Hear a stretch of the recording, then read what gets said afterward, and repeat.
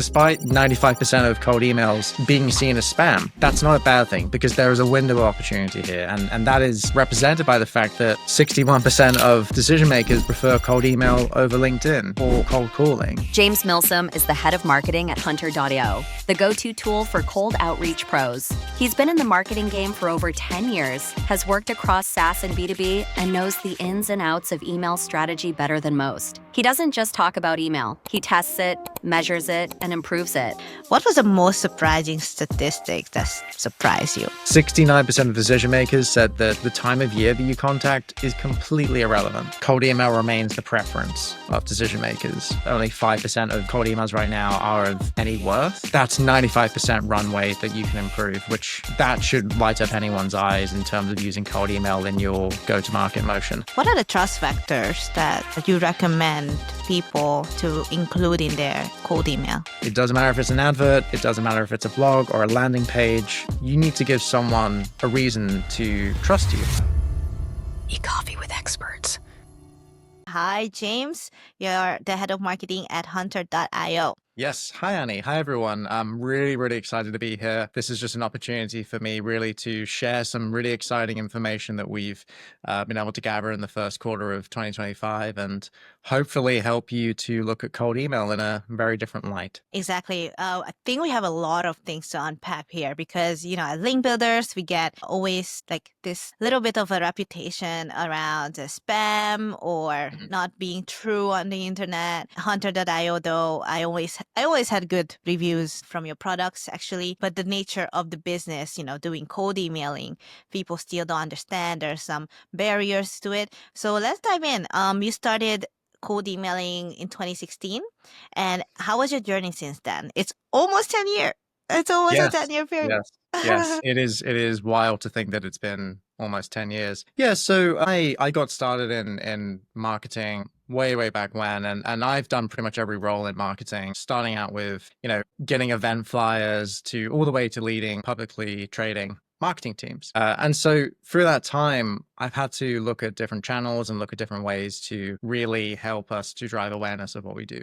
And when I initially started out with cold email, I won't lie, it's something that really was the outcast. It had a dirty word associated with it, and I thought I knew why. I love great positioning. I saw the value in sharp content. I read They Ask You Answer, which is a really transformational read for me around inbound marketing. And I kind of got to learn that to be successful in a small marketing team, you had to be resourceful and quite adaptive. And then I had to look at cold email. It was the most cost-effective channel that we had available to us. And I started off with a very rough journey. The cold emails that I would send, clearly looking back now, I have copies. They were spam. They were using things like MailChimp to reach out to people. I had images in there. I had links. I had all the spam triggers that you possibly could ever want because I didn't know any better. And back then, it was a really early period in terms of outreach. And it felt almost like the beginning of SEO with black hat link building where you could just do anything. And spam filters weren't as strong, but I never really got success from it. I never really got any responses, let alone bookings. And it just turned out to be one of those channels that eventually I did use, but begrudgingly. It wasn't something that I looked forward to doing. It just felt very disruptive, and it felt, honestly, it felt like it wasn't marketing. It felt like something a salesperson would do. And so,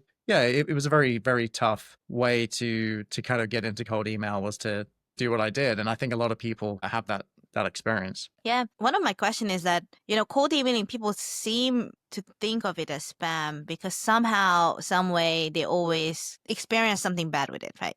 So when you at Hunter.io, how do you kind of communicate that as a company that when you guys use our product, don't spam, or like what are those key things people have to know? Because a cold email could come off actually very helpful. So for context, I have my own YouTube channel, and yes, I get cold emails for thumbnail designs, video editing, most of those too, because that's what you need for YouTube. And it's actually pretty helpful for me. It's just that I don't have the time to always find a new editor or find a new thumbnail designer. So the nature of the business is not bad, but where do people mess up? Wow.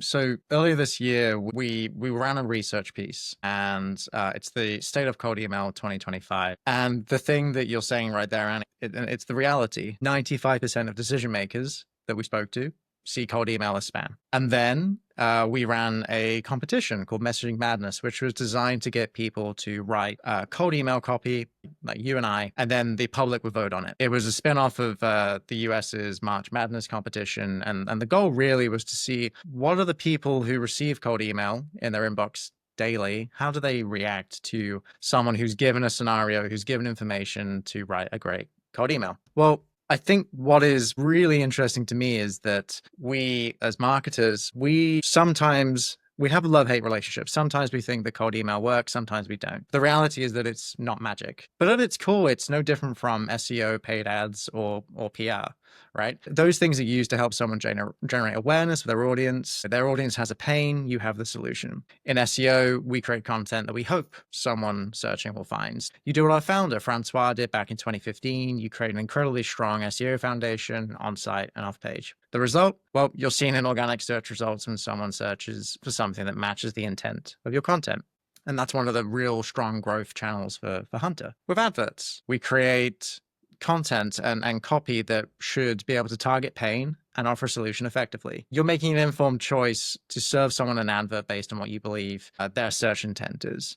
And then in PR, it's exactly the same thing. You are trying to get publicized in news sources that your audience, you assume, trusts. In all three of those channels, you're very clear on who your audience is, what their problems are, and you need to be able to marry what you have to what they need. Now, with cold email, when it's done right, you can do exactly that. You can be relevant, you can be personal, and you can be trustworthy. And the issue that we see is that a lot of the focus is placed on getting large amounts of leads. You can scrape loads of leads from different vendors for a very cheap price. The question is that verified? That's the first step.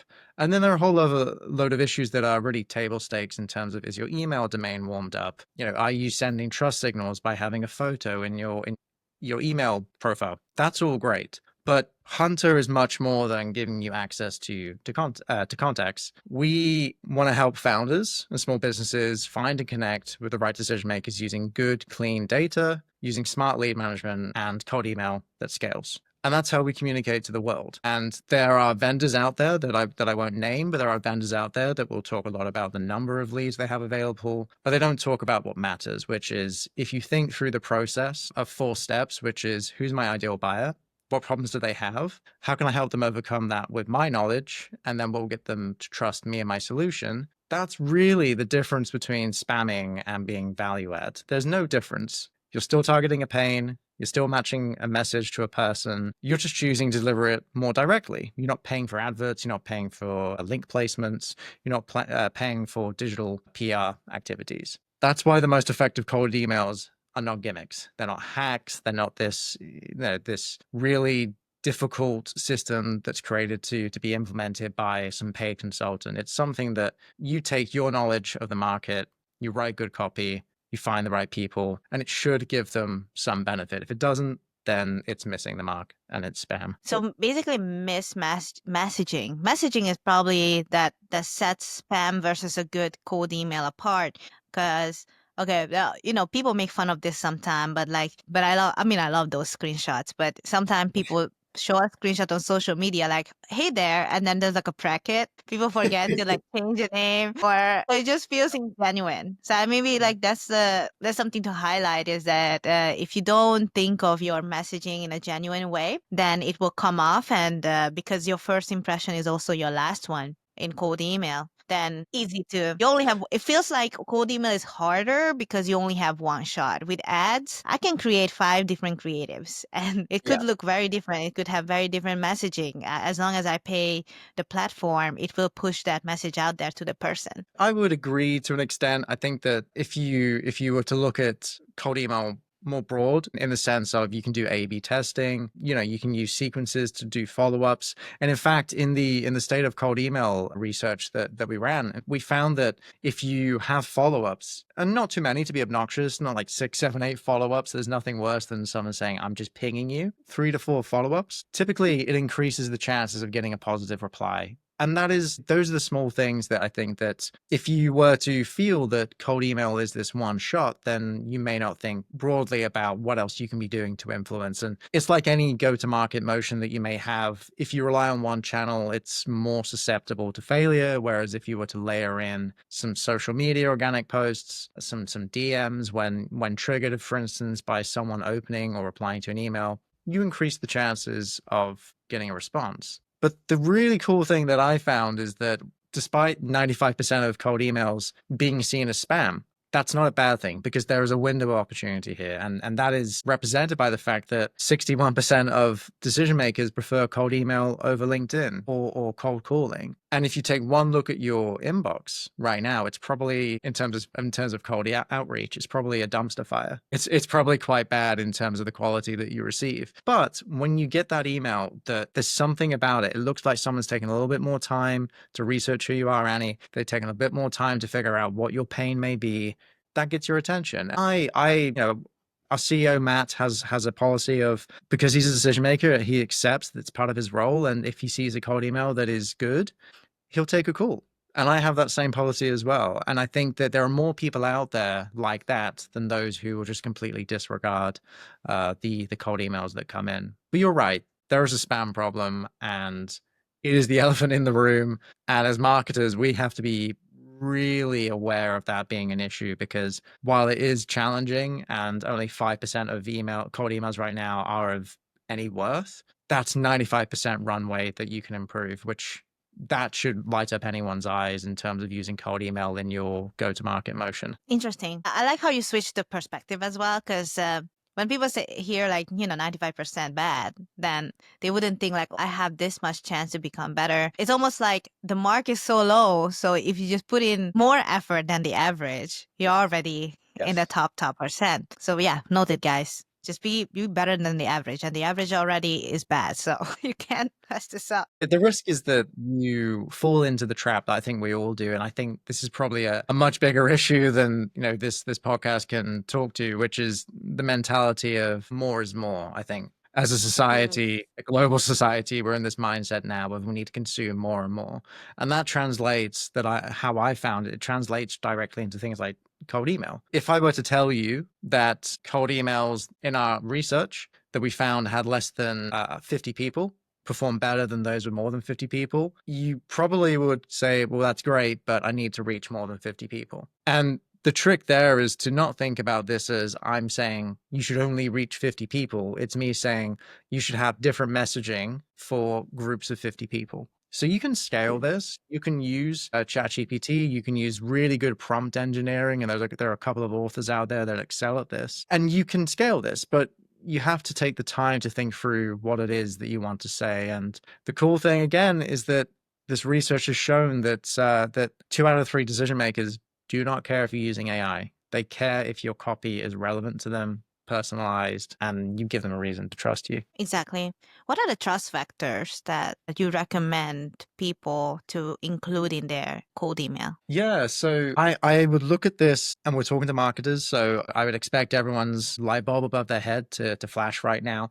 Look at it as though you're writing a landing page. So when I come into a landing page completely cold, I need to figure out in the first 20, 30 seconds above the fold, what is it that you're showing me? Why am I here? What are the points of this thing that you're offering to me that should really get me to care? And then how do I get this thing? And you can translate that into cold email. When you think about trust factors, there are the technical trust factors, Annie. There are the things like you need to make sure that your domain is the one that you're using relates back to your main website's domain. That creates a trust factor. People will recognize a real company name. Whereas if you have Annie at Acme Corp 123, and that's nothing to do with DWS, that's going to set off signals in terms of trust. It's things like that. It's things like having a profile photo attached to your email account in your signature. It's having the ability for someone to opt out of your emails. It's referencing relatable companies based on the industry or the size or the challenge of something that you're trying to solve in terms of the recipient and how you're trying to help them. All of these things combine and really get to the point of, again,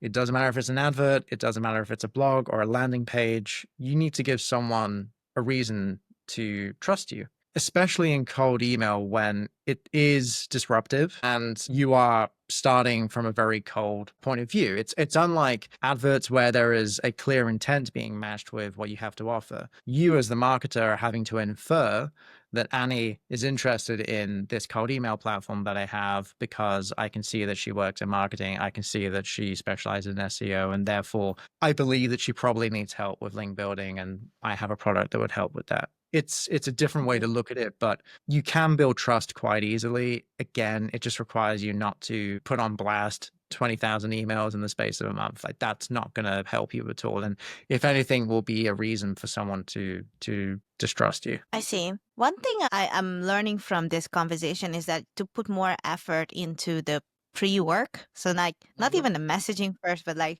who you're messaging to. Yep. So like clearly selecting, almost cherry picking the accounts that you want to go after. Also look into what they do, understand what they do. I think that's the part is really like really missing from a lot of emails. Yes, yes. And I think that there's an easy solution to this, which is if you have an ideal customer profile, go back and look at it. Use that as your guiding force. You'll know the location of the company that you want to talk to. You'll know their industry. You should be able to know the technologies they're using. So one of the great things Hunter's Discover functionality does is it gives you the ability to not only, find a company in a location with a headcount, with a funding amount. You can also use signals like technologies. And that means that you can be really targeted with the sort of messaging that you use for that company. For instance, if I know that you use HubSpot and you've got less than 10 people in your business, then if I'm offering HubSpot consulting or some sort of solution,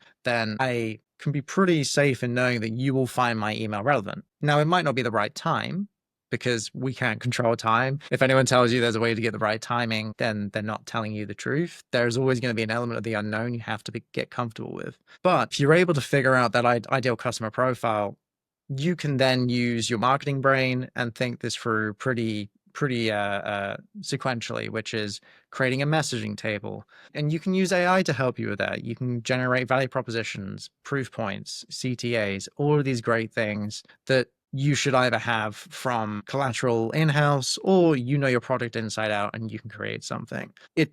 It's difficult to justify. I understand this. It's very difficult to justify that time when you have a lot of things that you're needing to juggle. And whether you're at the beginning of your career in a small company or you love working in smaller organizations as you've developed, you'll either find out or you'll know pretty quickly by now that time is your biggest enemy as a marketer. And the good thing with having things like Gen AI is that we can leverage them to speed up the process and help us do some of that research. And it's the same thing that I've said to the SDRs that I've managed throughout my career as well, which is if you just take a bit of time every day, maybe 15 minutes to do supplemental research, that can be the difference between someone responding and someone saying, well, no, this is not worth my time. And let alone what you said, Annie, which is when you have the false personalization token that hasn't been removed and hasn't generated anything. Oh yeah. Yes, exactly. It's like most things that are worthwhile in anything we do in marketing, which is we need to take a bit of time to do some research, and then that will pay off in the long run in terms of execution. I want to ask you this. It might sound like a silly question, but I see that a lot of people don't get it.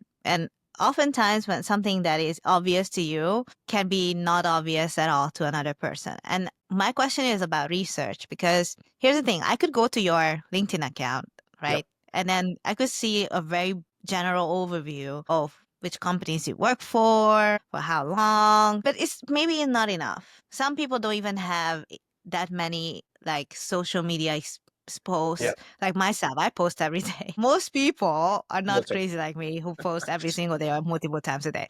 So how do you go about researching that person, understanding them, and of course, and then creating some sort of messaging angle? Yeah, it's tough because I think that we, as much as I'm singing the praise of Gen AI here, we have got to a place where I think at times our creativity is a little bit stunted now because it's quite easy to go ahead and use a prompt and get something. I think the first place you should look to if you are a marketer is to go talk to your product team or the founder if you're a small business. If you're a solo person, then go ahead and go look on Reddit, go look on Quora, go look in different places where you can get some general understanding of who this person is. Because that's the point of a buyer persona, which is distinctively different from an ideal customer profile, right? The ICP is about the business and the persona is all about the person. It's going to require a bit of creativity. It's going to require you spending some time to look at different factors that could contribute to you having a good message.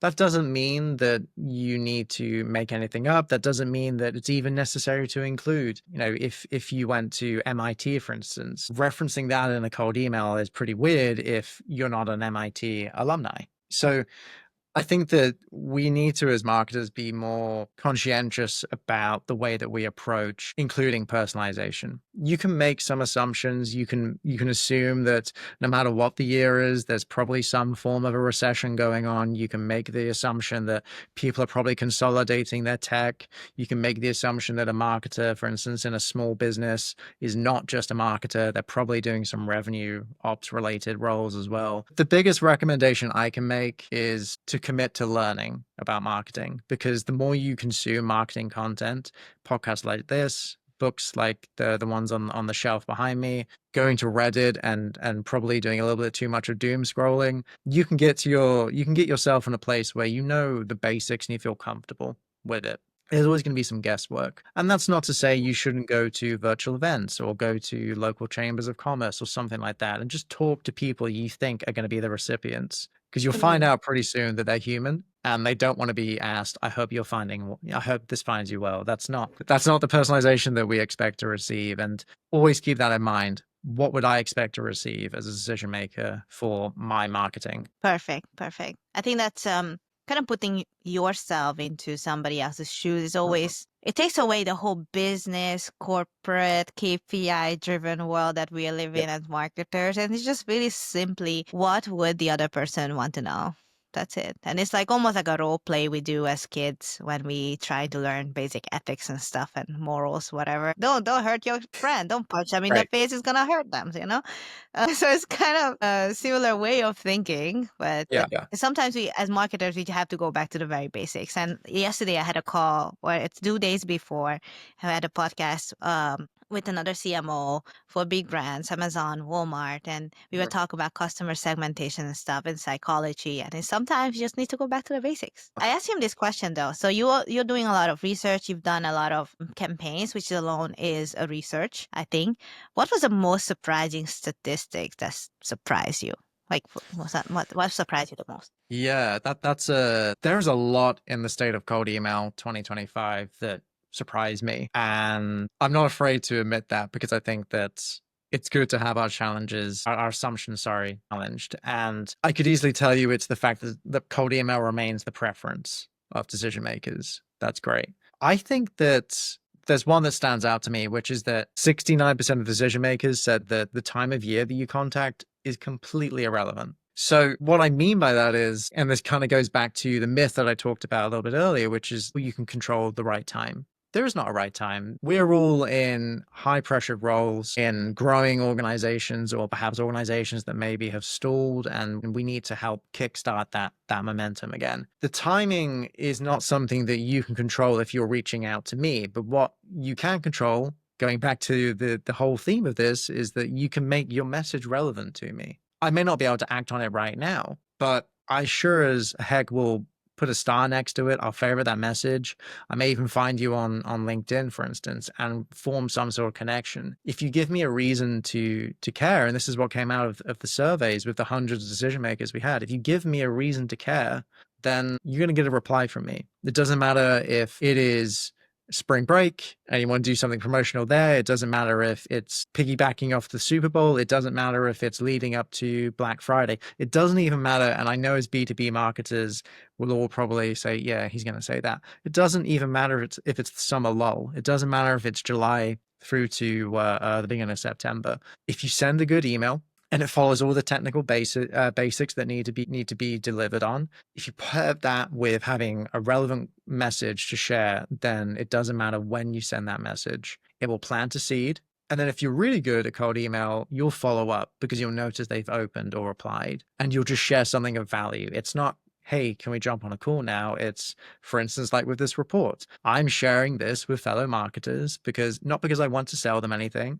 It's because, as I said to you before we came on the air, if I knew back in 2015 a report like this existed, it would have completely changed how I approach cold email. And I want that for other marketers. I want them to have this data and they can make informed decisions about how they use cold email. Heck, even if they want to use cold email, I want to be able to influence that in a positive way, because I think that's really important for us to be able to do our jobs more effectively, is to be brave in using channels like this that maybe have a bit of a taboo, a bit of a stigma attached to them. Yes, 69% of our respondents saying they don't care when the time of year is. That's really interesting to me. And it goes against everything that I've ever been told, and probably everything that you have been told and our listeners. And it's maybe we have become a little bit complacent as marketers. And when KPIs are down in summer, we just kind of throw our hands up and say, well, summer's on a beach in Cancun somewhere. So that's why I couldn't get them to respond. It's no excuse not to try, is my point. That's perfect. I also, I just want to highlight that throughout the whole conversation, how, inspiring and empowering was, because first you highlighted that, just by trying harder than the average will put you apart, which is the average is not too high. And then this one where like, you can actually email anytime. Doesn't matter the date and time. Because as marketers, we always go by season and we always have this like over assumptions like, actually, yeah, with ad cost, I think there's still a seasonality to it. Yes, of course. Fine. But with cold email, like it's a most cost-effective way to get in touch with a lead as well. And by removing the barrier of time and seasonality, I think that can empower a lot of our listeners to give it a shot or outsource it to us and to just do it. And lastly, my final question, not really a marketing question, but if you could go back in time, what advice would you give to your younger self? And this is just about life or marketing or Just life. Yeah. just life. Become comfortable with being uncomfortable. Take risks. Oh yeah, amen. Amen. Yeah. Yes. Just take a rest when you don't feel comfortable and go back. Yes. I've been learning that a little bit the hard way, but I'm getting there. Yes. Being comfortable with being uncomfortable. Yeah, it takes a while to build that comfort in, but once you put yourself into positions where you maybe feel discomfort, that's typically where we grow. Even if we fail in some situation, betting on ourselves professionally, personally, that's the best thing that we can do to be able to learn about ourselves and to be a better version. And that's what I try to do every time I wake up, is try to be better than I was yesterday, which is very cheesy, but it is something that I try to follow through on. Perfect. Yeah. Also, I will link down the report for you guys so you can read it, and as well as the contact info for James. And James, thank you so much for joining the show. Yeah, thank you so much. I can't wait to hear about the feedback and hopefully see you next time. Thank you, Annie. Thank you.